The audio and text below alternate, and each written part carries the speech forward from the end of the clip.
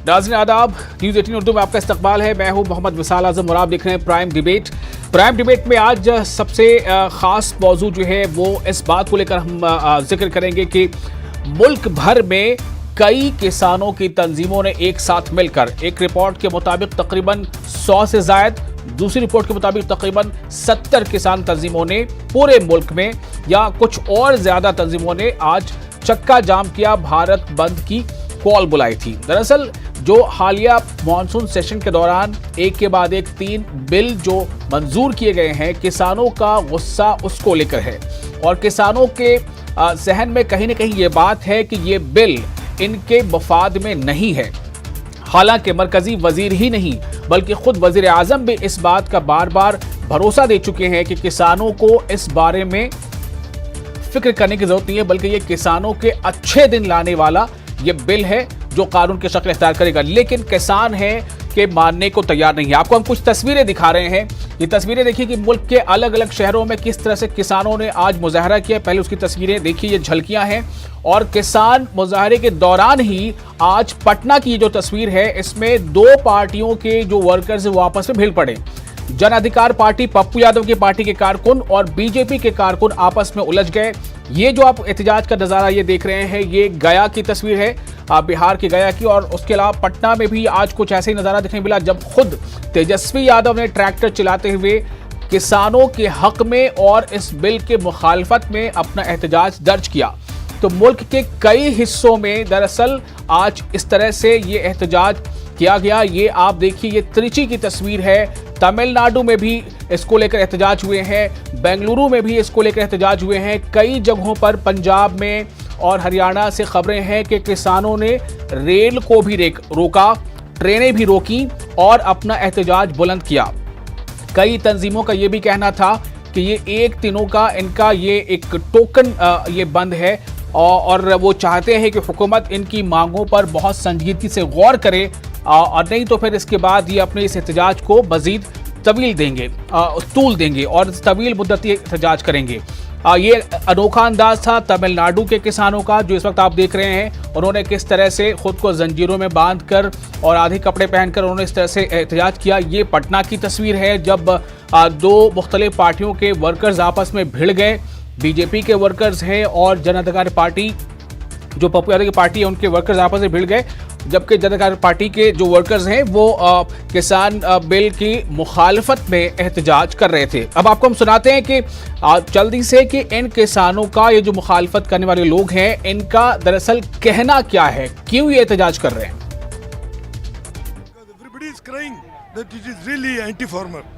करते हैं नरेंद्र मोदी सरकार को इमीडिएटली वापस। किसान के जो है हित में ये बिल नहीं है, किसान के खिलाफ जो है ये बिल पास किया गया है।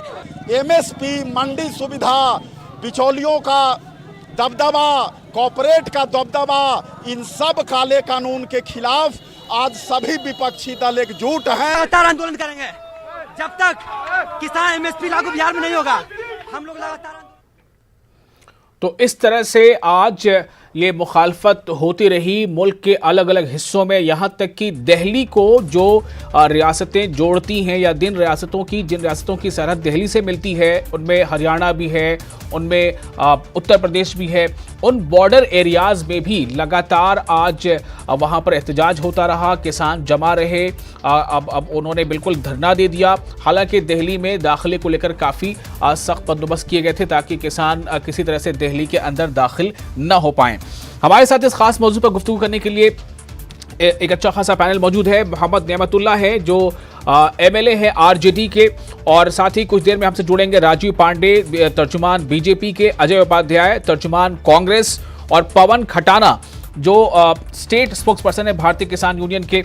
इनसे भी हम बातचीत करेंगे। सबसे पहले रुख करते हैं आरजेडी के एमएलए नेमतुल्लाह साहब का। नेमतुल्लाह जी, मेरा सवाल ये है कि आखिर क्या अहम इसमें पॉइंट है, किन मुद्दों को लेकर आपके नेता तेजस्वी यादव भी ट्रैक्टर चलाते हुए किसानों के हक में और इस बिल की मुखालफत में एहतजाज कर रहे थे? पॉइंट क्या है, किस बात की मुखालफत हो रही है?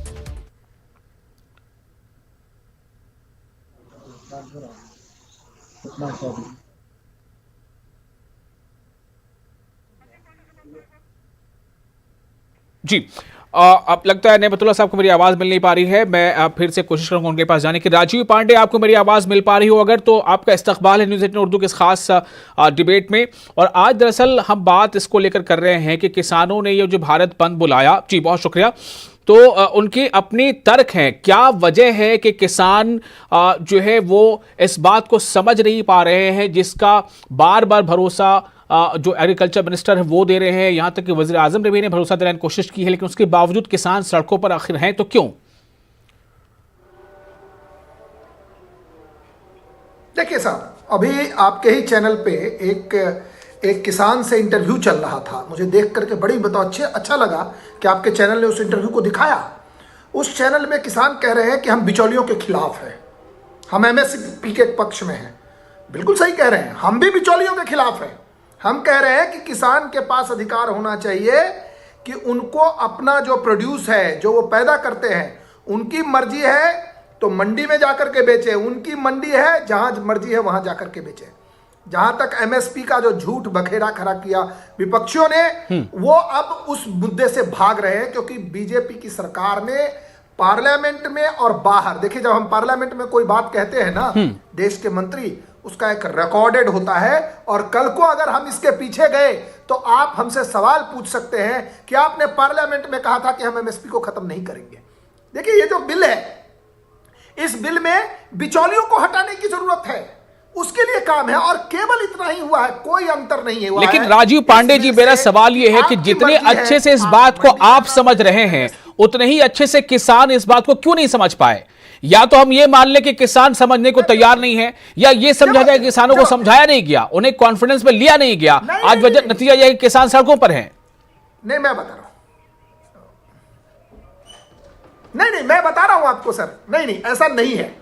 देखिए अगर आपको याद हो तो मई 2019 से पहले दिल्ली में तमिलनाडु से लोग ना नरकंकाल लेकर के एक ड्रामा कंपनी खोल करके दिल्ली में बैठे थे किसान के नाम पे। वो बड़े अमीर लोग थे, मर्सिडीज गाड़ियां थी उनके पास। बाद में पता नहीं ये रिपोर्ट आपने कहां से लाई है, लेकिन आप जिस एहतजाज की बात कर रहे हैं वो आज भी हुआ है। आज भी तस्वीरों में हम दिखा रहे हैं उनको कि तमिलनाडु के त्रिची में उन्होंने इसी अंदाज में प्रोटेस्ट किया है। बात तो सुन लीजिए ना, आप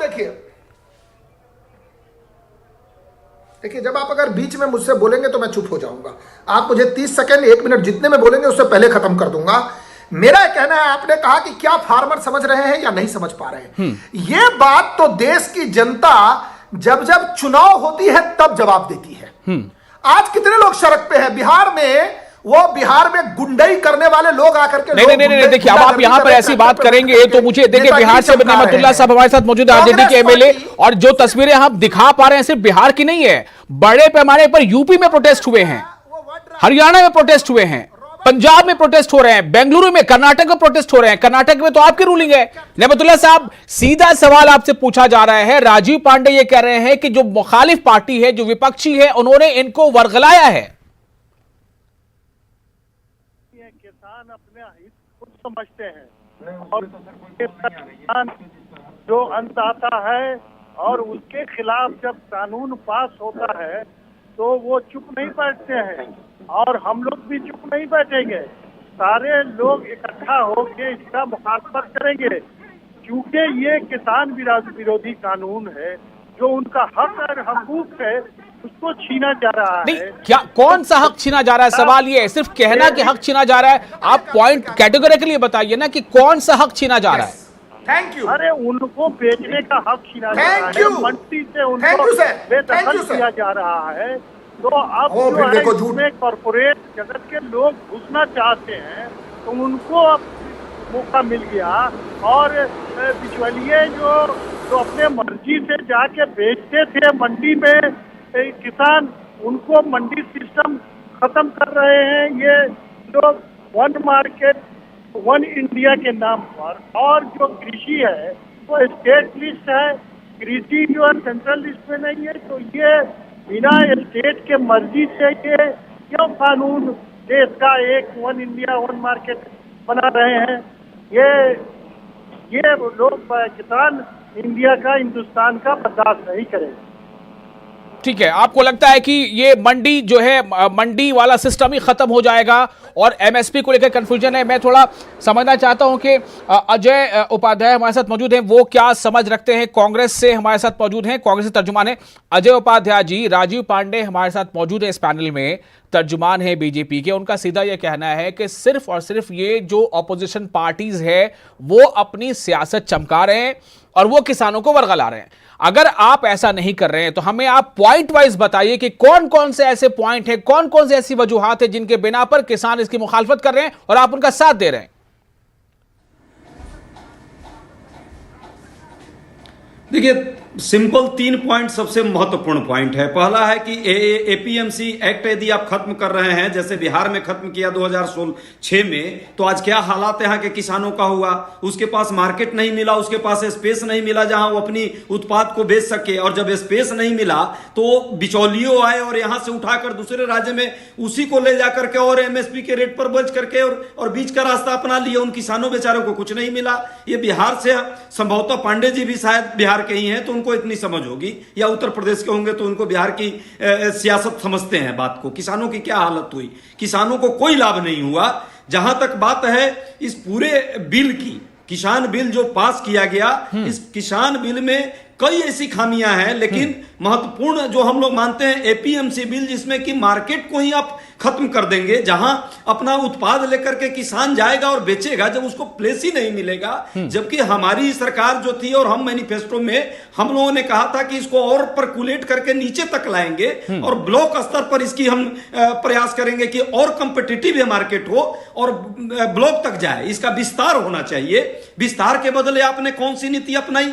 क्या कोई पूंजीपति किसी किसान के घर में जाकर के किसान के खेत में खरीदने की स्थिति में है? निश्चित तौर पे पूंजीपतियों का गुलाम बनाना एक तरह से इस सरकार की इस नीतियों के राजीव पांडे जी, अजय उपाध्याय जी कह रहे हैं कि आपने भी इसको शायद समझा होगा। कुछ किसानों के बयान हम दिन में भी सुन रहे थे। उनका सीधा यह कहना था कि अगर सरकार या सरकार के लोग कहते हैं कि एमएसपी को लेकर कोई फिक्र नहीं करनी चाहिए, तो ये बातें लिखी हुई क्यों नहीं है? मंडी खत्म नहीं होगी, मंडी व्यवस्था खत्म नहीं होगी, ये बातें लिखी हुई क्यों नहीं है? इस पर एतराज था। अजय उपाध्याय जी ने जो पॉइंट उठाया उसका जवाब राजीव पांडे। बिल्कुल जवाब दे रहा हूं। देखिए, सबसे पहले इन्होंने कहा कि बिहार में एपीएमसी एक्ट 2016 में खत्म कर दिया। ये जो खत्म किया वो वहां की स्टेट की सरकार ने किया। इससे यह बात तय हो गया कि जहां जहां भी देश में मंडियां हैं वो मंडी केंद्र की सरकार खत्म नहीं कर सकती। पहला पॉइंट, आपको मंडी रखना है कि नहीं रखना है वो स्टेट का काम है, पहली बात। दूसरी बात, एपीएमसी एक्ट में कहीं भी कोई प्रोविजन नहीं है जिसमें एमएसपी के बारे में कोई भी है। एमएसपी एक दूसरी विधा है कि 22 प्रोडक्ट के लिए एमएसपी है और भारत की सरकार ने एमएसपी रहेगा ये कहा। मुझे उस एक्ट में जो अमेंडमेंट है उसमें से बताएं कांग्रेस और जो विपक्षी लोग हैं कि कहां पर लिखा है कि एपीएमसी को हम हटाएंगे। पहली बात, उसमें केवल अधिकार दिया है कि केवल और केवल मंडी में ही नहीं, अगर आपके यहां कोई व्यक्ति आता है और आपको ज्यादा दाम देता है, आपकी मर्जी है। किसान को अधिकार दिया है कि आप मंडी में जाके बेचिए या आप बाहर बेचिए।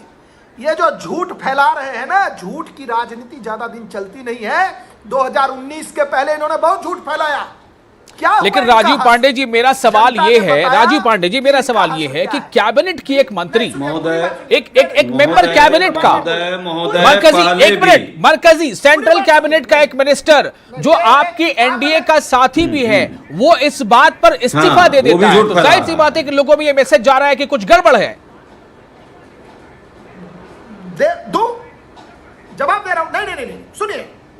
देखिए, जो वहां पर उनकी अपनी, वो भी झूठ फैला है। बोलिए, इतने सालों से आपके सरकार में था, जो मंत्री था, अपनी पार्टी है, वो डिसाइड कर लीजिए। आप देखिए बीच में बोलिएगा। ये देखिए, अगर आप डिबेट नहीं चाहते हैं, जब वो बोले मैंने एक शब्द नहीं बोला, ये मेरी पूरी बात होने दीजिए।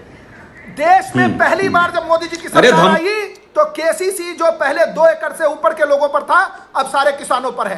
हमने बैंक में 6,000 रुपया डालना शुरू किया। लेकिन राजीव पांडे जी, मैं आपको परमिट करता हूं, आप बोलिए, लेकिन सवाल का जवाब दीजिए। आप पुरानी बातें नहीं कीजिए, जो सवाल यहां पर उठाया उसका जवाब दीजिए। मैं आपको सिर्फ बोलने दूंगा। सिर्फ लंबा आप मेरे सवाल का जवाब दीजिए। प्रधानमंत्री सवाल मेरा सिर्फ ये है कि अगर किसानों को समझ नहीं आ रहा है तो ऐसा क्या हो गया कि आपकी सबसे पुरानी सहयोगी, एनडीए के सबसे पुरानी सहयोगी दल, उसके लीडर को समझ में नहीं आया, उसने मरकजी काबीना से इस्तीफा दे दिया। मैं बता रहा हूं, वो मूर्ख है, जवाब यही दे रहा बहुत बड़े हूं। विद्वान बिल्कुल, एक मिनट अजय जी, एक मिनट अजय जी, एक मिनट राजीव पांडे जी से जवाब लेते हैं। देखिए ये क्या यार, ये कहां से रनिंग कमेंट्री के लिए लाते हो लोगों को यार? MSP का क्या होगा? अजय जी एक मिनट, अजय जी एक मिनट, जवाब लेते राजू पांडे जी से।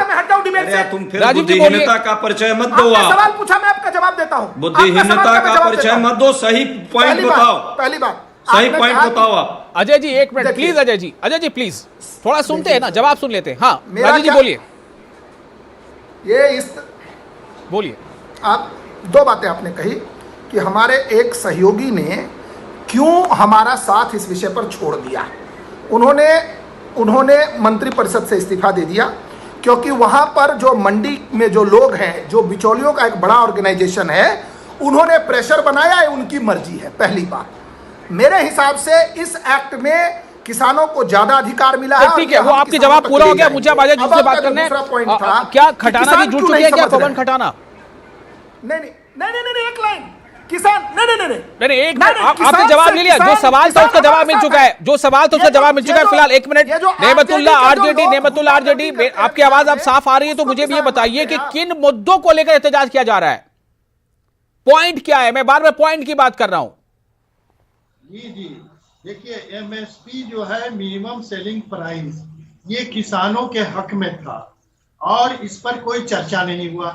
आप जब किसान नहीं एकदम बिक्री नहीं कर पाते थे, कहीं उसका खरीदार नहीं था, तो सरकार उसको खरीदती थी और सरकार उसको स्टॉक करके और इस्तेमाल गरीबों के लिए किया जाता है। बिल्कुल, राजीव जी सही कह रहे हैं, ये मिनिमम ठीक है, वो बोलने में जो भी वजह रही हो, मिनिमम सपोर्ट पॉइंट है, ये सेलिंग पॉइंट नहीं है। गरीबों के लिए इस्तेमाल नहीं कर रही है सरकार जी। ये सरकार कानून बना रही है, तो ये किसान विरोधी कानून है, ये कानून जी। एक राजीव जी प्लीज थोड़ी देखिए, शब्दों की भाषा की मर्यादा, भाषा का जो लिहाज, उसका बिल्कुल ख्याल कीजिए। स्लिप ऑफ टंग होता है, बहुत बड़े बड़े स्लिप ऑफ टंग हुए हैं। आपको एग्जांपल दूं मैं, बहुत बड़े बड़े हुए हैं, बड़े बड़े लोगों से, मिनिस्टर से। लेकिन मैं थोड़ा सा बोलने का तो मौका दीजिए प्लीज। नेमतुल्ला साहब कैरी ऑन। जी वही कह रहे थे कि ये एमएसपी जो है, मिनिमम सेलिंग प्राइस जो है, वो सरकार कम दाम पर खरीदती थी जब सपोर्ट प्राइस जी। और आज क्या हाल है, ये जो है, ये कृषि स्टेट लिस्ट में है और उसको है वन मार्केट वन इंडिया के नाम पर कॉर्पोरेट को घुसाना चाहती है ये सरकार। आज कोई अपील नहीं, कोई कोर्ट नहीं जा सकते हैं। एसडीएम किए, आप कंप्लेन कीजिए, अब final decision DM district magistrate करेगा। तो इसका जो सिविल कोर्ट का प्रोविजन था कि अगर किसानों के खिलाफ अगर किसी तरह का कोई गड़बड़ होता है तो अगर बिचौलिया या कोई भी किसी तरह का कोई नुकसान पहुंचाते हैं तो वो कोर्ट का सहारा लेते थे किसान।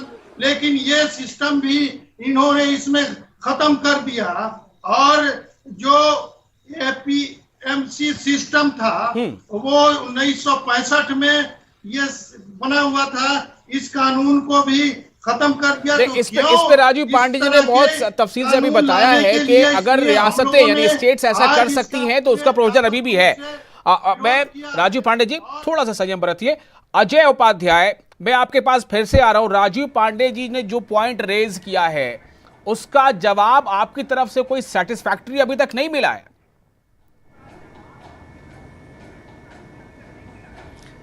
नहीं, राजीव जी के जब सवाल का जवाब तो कोई दे ही नहीं सकता, क्योंकि सवाल ही अर्थहीन होते हैं इन लोगों के।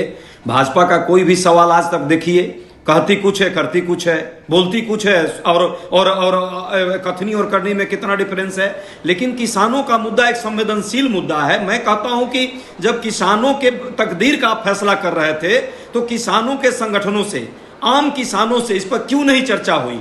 ऐसी क्या मजबूरी हो गई कि जून के महीने में जब कोविड का प्रकोप पूरे देश में चल रहा है, प्रधानमंत्री जी को अचानक अध्यादेश लाना पड़ा, और जब संसद में आपने अलोकतांत्रिक प्रक्रिया अपना करके राज्यसभा में आपने जो है उसको पास कराया, जब लोग विरोध कर रहे थे और सिर्फ बहस चाह रहे थे, क्यों नहीं बहस कराई? इसका मतलब कहीं ना कहीं आप किसानों के हित के लिए नहीं चिंतित थे, आप अपने उस मुट्ठी भर पूंजीपतियों के हित के लिए चिंतित हैं जो अप्रत्यक्ष तौर पे किसानों के जमीन को हड़पना चाहती है और लॉर्ड कार्नवालिस का। ठीक है, मैं आपको रोकना चाहूंगा। अभी पवन खटाना हमारे साथ जुड़ चुके हैं फोन लाइन पर। पवन खटाना भारतीय किसान यूनियन के तर्जुमान है।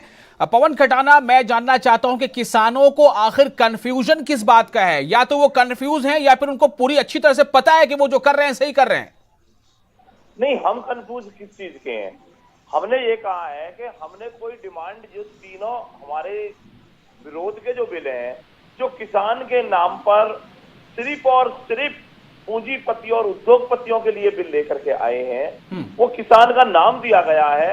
हम कंफ्यूज नहीं है, देश की सरकार कंफ्यूज करना चाहती है देश के किसान को, वो उद्योगपतियों को बिल लाना चाहती है। कौन से किसान संगठन ने, कौन से किसान ने ये डिमांड की थी कि ये बिल लाए जाएं?